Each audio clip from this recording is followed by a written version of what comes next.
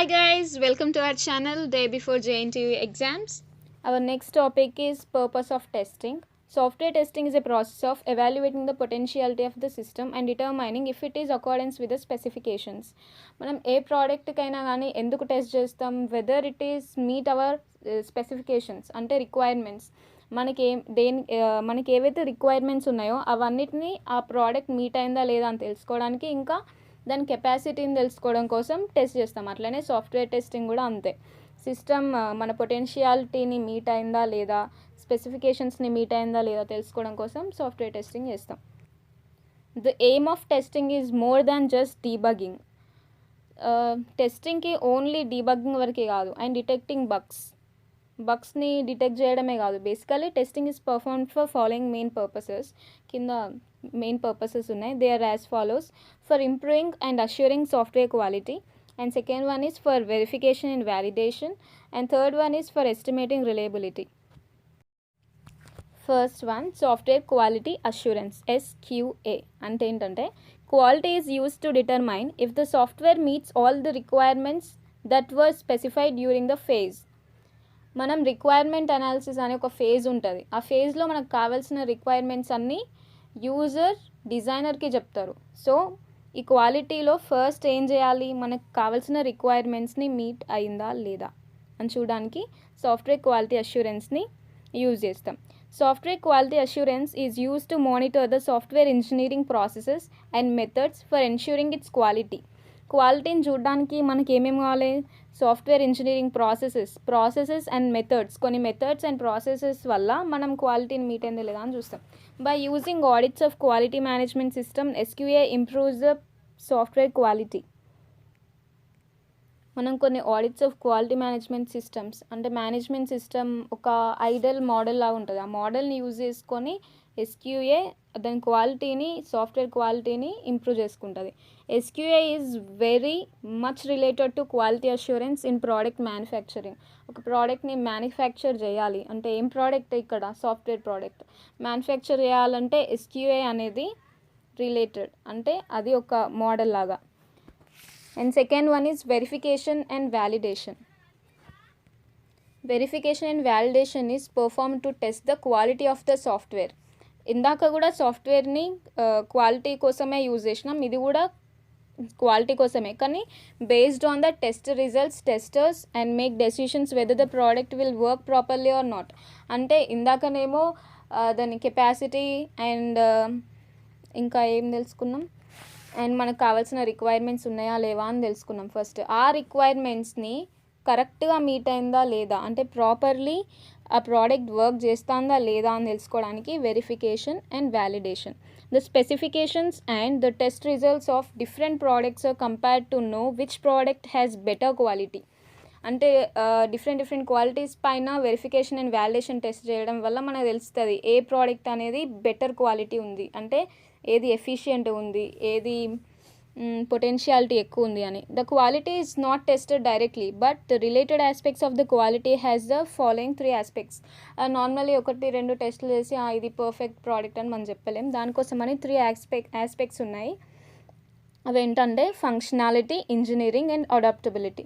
These aspects are used to measure the scope of software quality. దాని life స్పాన్ని అది ఎంతవరకు అయితే ఒక సాఫ్ట్వేర్ని ఎంతవరకు యూజ్ చేయొచ్చు అనేది 3 ఫ్యాక్టర్స్ మీద డిపెండ్ అయి ఉంది: functionality, engineering and adaptability. First one is functionality. It is an exterior quality factor. అంటే సాఫ్ట్వేర్ని ఎక్స్టీరియర్గా ఆ క్వాలిటీ గురించి తెలుసుకోవడం కోసం it is determined by considering correctness, reliability, usability and integrity of the product. Correctness అంటే మనం ఇచ్చిన రిక్వైర్మెంట్స్కి ప్రోడక్ట్ కరెక్ట్ ఉందా లేదా, అండ్ రిలయబిలిటీ అంటే ట్రస్ట్ వర్త్గా ఉందా లేదా, అండ్ యూజబిలిటీ మళ్ళీ యూజ్ చేసుకోవడానికి యూజర్ ఫ్రెండ్లీగా ఉందా లేదా, and integrity of the product అంటే దానికి యూనిక్నెస్ ఉందా లేదా అనేదానికి యూజ్ అవుతుంది. And next engineering. It is a interior quality factor. ఇందాక ఫంక్షనాలిటీ అంటే ఎక్స్టీరియర్ క్వాలిటీ ఫ్యాక్టర్, ఇది interior quality factor. It is determined by considering efficiency, testability, documentation and structure of the product. And correctness, trust worthy అంతా exterior quality factor అయితే, ఇంటీరియర్గా product efficient ఉందా లేదా, టెస్టబిలిటీ and documentation, దానికి సాఫ్ట్వేర్కి తగ్గిన documentation కరెక్ట్గా ఉంటేనే దాన్ని ఫ్యూచర్లో ఏదన్నా ప్రాబ్లమ్స్ ఉంటే దాన్ని మళ్ళీ ఏమైనా ప్రాబ్లమ్స్ ఉంటే వాటిని రిజాల్వ్ చేయడానికి ఇంకా దాన్ని అప్డేట్ చేయడానికి కానీ యూజ్ అవుతుంది. And structure of the product structure అదంతా ఇంజనీరింగ్ కిందకు వస్తుంది. And next third one is adaptability. It is a future quality factor.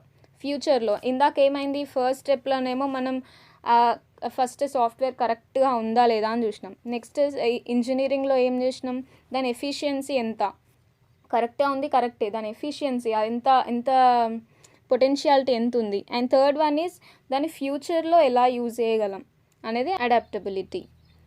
It is determined by considering flexibility, reusability and maintainability of the product ఫ్లెక్సిబుల్గా ఉందా లేదా, అంటే software product ఫ్లెక్సిబుల్గా ఒక పర్పస్కి use చేస్తే ఇంకొక పర్పస్కి కూడా యూజ్ చేసుకునేలాగా ఫ్లెక్సిబుల్గా ఉందా లేదా, రీయూజబిలిటీ మళ్ళీ యూజ్ చేసుకునేలా, అండ్ మెయింటైన్ చేయగలిగేలా ఉందా లేదా అనే దానికోసం అడాప్టబిలిటీ అనేది టెస్ట్ చేస్తాం. And when a validation test is performed on the product, it is referred to as either a clean test or a positive test.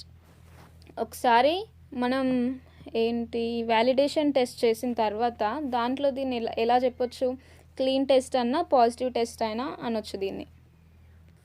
And next one is మన purpose of టెస్టింగ్లో third one ఏంటి, reliability estimation.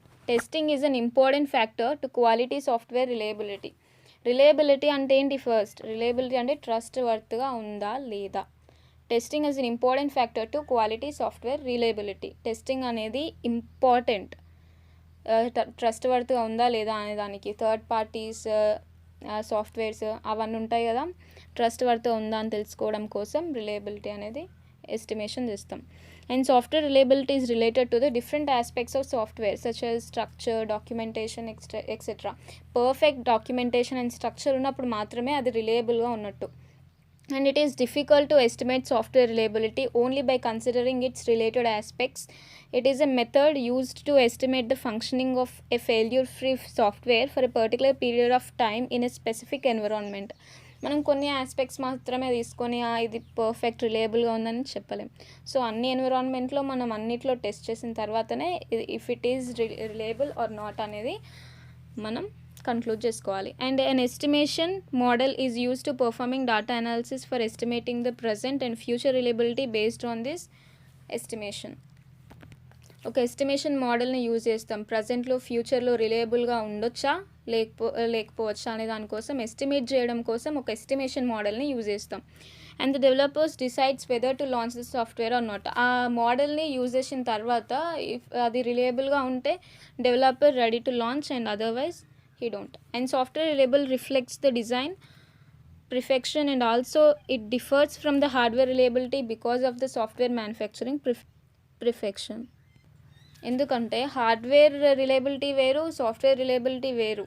Hardware అంటే మనం దాన్ని check చేసుకొని చూడొచ్చు, కానీ software అంటే according to time different ఎన్విరాన్మెంట్స్లో అది బయటపడుతుంది రిలయబిలిటీ గురించి. సో అవి రెండు డిఫరెంట్ థింగ్స్ అన్నమాట. And next one is pesticide paradox. First law, and every method used to avoid or find the bugs leaves. నార్మల్గా మనకు కొన్ని బగ్స్ అంటే ఏంటి, ఎర్రర్స్. ఒక ప్రోగ్రామ్ రాసినప్పుడు అందులో చాలా ఎర్రర్స్ వస్తాయి, అందులో కొన్నిటిని మనం అవాయిడ్ చేయడం కోసం వాటిని కమెంట్స్ లాగా టర్న్ చేస్తాం. సో అట్లా చేయడం వల్ల ఏమవుతుందంటే and leaves out a balance of delicate bugs that are immune to these methods. అవి వాటిని ఫస్ట్ మనం నెగ్లెక్ట్ చేయడం వల్ల మనకి అవుట్పుట్ వస్తుందేమో, కానీ దాని ఇంపాక్ట్ అయితే ఉంటుంది కదా. So although the software testing methods satisfy you some what as software improves, buffer results are expected. For example, suppose a farmer uses a pesticide for killing some kind of insects every year. ఒక farmer ఉన్నాడు, ఇన్సెక్ట్స్ని kill చేయడం కోసం కొన్ని పెస్టిసైడ్స్ని every year వాడుతున్నాడు. And also assume that each year the pesticide kills 98% of insects, leaving 2% resistant again the next year. అంటే 98% మాత్రమే ఇన్సెక్ట్స్ అక్కడ డెడ్ అవుతున్నాయి, ఇంకెన్ని ఉన్నాయి, 2% అట్లనే రెసిస్టెంట్గా ఉంటున్నాయి. అంటే ఆ పెస్టిసైడ్ ఇంపాక్ట్ని కూడా తట్టుకొని ఉంటున్నాయి, అంటే వాటికి రెసిస్టెన్స్ పెరుగుతుంది.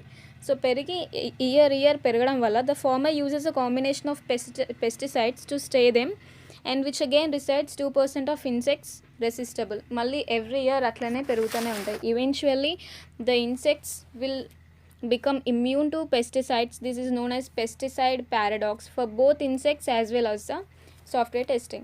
నార్మల్గా ఇట్లానే ఎవ్రీ ఇయర్ అట్లా ఇన్సెక్ట్స్ అనేటివి వాటికి అలవాటైతూ ఉన్నాయంటే పెస్టిసైడ్స్కి అవి ఇమ్యూన్ అంటే అవి రెసిస్టబుల్ అయిపోతాయి, వాటికి రెసిస్టెంట్ పవర్ ఎక్కువ అయిపోతుంది. సో వాటి పెస్టిసైడ్స్కి కూడా వాటిపైన ఏం ఇంపాక్ట్ ఉండదు. అట్లనే సాఫ్ట్వేర్ సిస్టంలో ప్రోడక్ట్లో కూడా ఏంటంటే మనం కొన్ని బగ్స్ని లీవ్ చేయడం వల్ల అవి మనకు అప్పుడు ఇంపాక్ట్ ఉండకపోవచ్చు, తర్వాతైనా ఇంపాక్ట్ ఉంటుంది.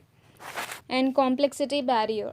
Second law, the complexity of the software grows to such limits where human capability fails to manage the complexity. మనం ఒక సాఫ్ట్వేర్ని డిజైన్ చేసినప్పుడు దాని లిమిట్ అనేది హ్యూమన్ క్యాపబిలిటీని మించి కాంప్లెక్స్ అయిపోతుంది. కాంప్లెక్స్ అంటే ఇంకా మనం చెప్పలేం దాన్ని, అంటే ఏ విధంగా రిజాల్వ్ చేయొచ్చు ఆ ప్రాబ్లమ్ అని, కాంప్లెక్స్ అయిపోద్ది. And fails to manage the complexity. If simple and easy bugs are tried to be estimated by installing higher versions of the software to certain reliability. అంటే మనకు ట్రస్ట్ వర్త్ ఉన్న కొన్ని higher వర్షన్స్లో software install చేసుకున్నట్టయితే then this eventually leads to reminder of sublet bugs to tackle and increase the complexity.